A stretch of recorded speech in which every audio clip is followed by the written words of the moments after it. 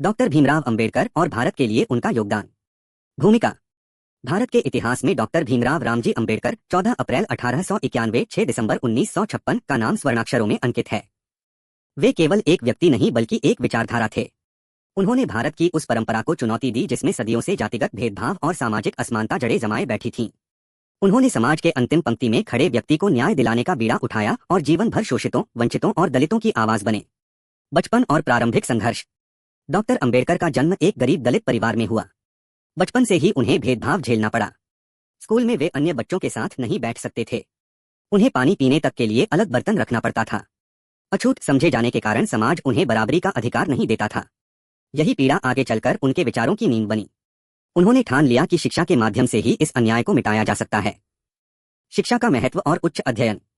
Doctor Ambedkar ने प्रतिकूल परिस्थितियों के बावजूद शिक्षा को अपना सबसे बड़ा हथियार बनाया। उन्होंने बॉम्बे विश्वविद्यालय से स्नातक की पढ़ाई की। इसके बाद वे अमेरिका गए और कोलंबिया विश्वविद्यालय से अर्थशास्त्र में एमए और पीएचडी की उपाधि प्राप्त की।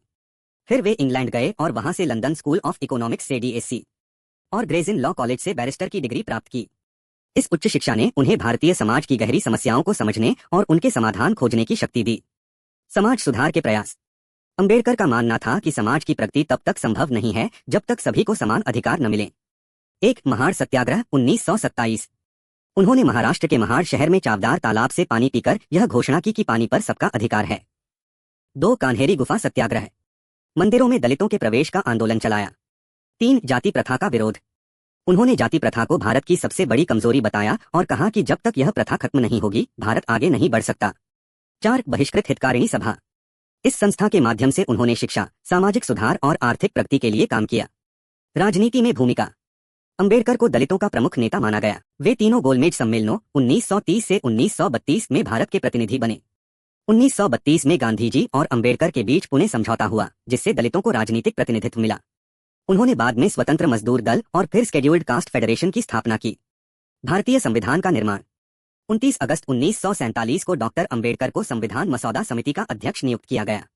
उन्होंने दुनिया का सबसे बड़ा लिखित संविधान तैयार किया। संविधान में सभी नागरिकों को समानता, स्वतंत्रता, न्याय और बंधुत्व का अधिकार मिला।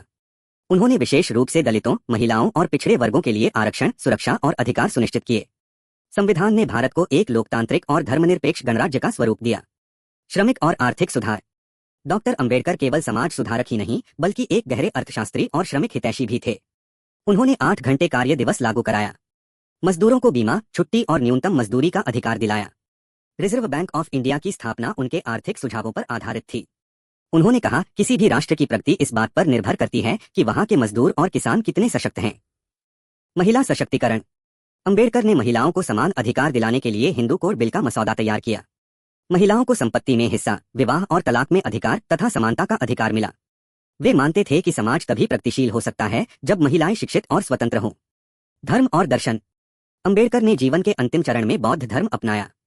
14 अक्टूबर 1956 को नागपुर में उन्होंने लाखों अनुयायियों के साथ धर्मांतरण किया। उनका मानना था कि बौद्ध धर्म समानता, भाईचारे और करुणा का संदेश देता है। उन्होंने कहा, मैं हिंदू धर्म में जन्मा जरूर हूं परंतु हिंदू धर्म में मरूंगा नहीं। भारत के लिए उनके प्रमुख योगदान। 1 भारतीय संविधान के निर्माता। 2 अस्पृश्यता और जातिगत भेदभाव के खिलाफ संघर्ष। 3 शिक्षा और समान अवसर का प्रसार। 4 मजदूरों और किसानों के लिए कानून। 5 महिलाओं को समान अधिकार। 6 भारत को लोकतांत्रिक, धर्मनिरपेक्ष और न्यायपूर्ण राष्ट्र बनाने की नींव। उनके विचार और नारे। शिक्षित बनो, संगठित रहो और संघर्ष करो। किसी भी समाज की प्रगति उस समाज की महिलाओं की प्रगति पर निर्भर करती है। जाति भारत की सबसे बड़ी दुश्मन है, इसे नष्ट करना होगा। आधुनिक भारत में अंबेडकर की प्रासंगिकता। आज भी भारत में जातिगत भेदभाव, गरीबी, अशिक्षा और सामाजिक असमानता मौजूद है। अंबेडकर का संविधान हमें बराबरी का अधिकार देता है। आरक्षण व्यवस्था अब भी लाखों गरीब और दलितों को शिक्षा और रोजगार का अवसर देती है। महिला सशक्तिकरण और सामाजिक न्याय के उनके विचार आज भी मार्गदर्शक हैं। वे लोकतंत्र के सबसे बड़े रक्षक थे। उपसंहार। डॉक्टर भीमराव अंबेडकर केवल दलितों के नेता नहीं थे बल्कि पूरे भारत के महानायक थे। उन्होंने समाज के अंतिम व्यक्ति को सम्मान और अधिकार दिलाया। भारत का लोकतंत्र और संविधान उनके बिना अधूरा होता। उन्होंने अपने जीवन से हमें सिखाया कि कठिनाइयों के बीच भी शिक्षा, संघर्ष और संगठन के बल पर बड़े से बड़ा परिवर्तन लाया जा सकता है।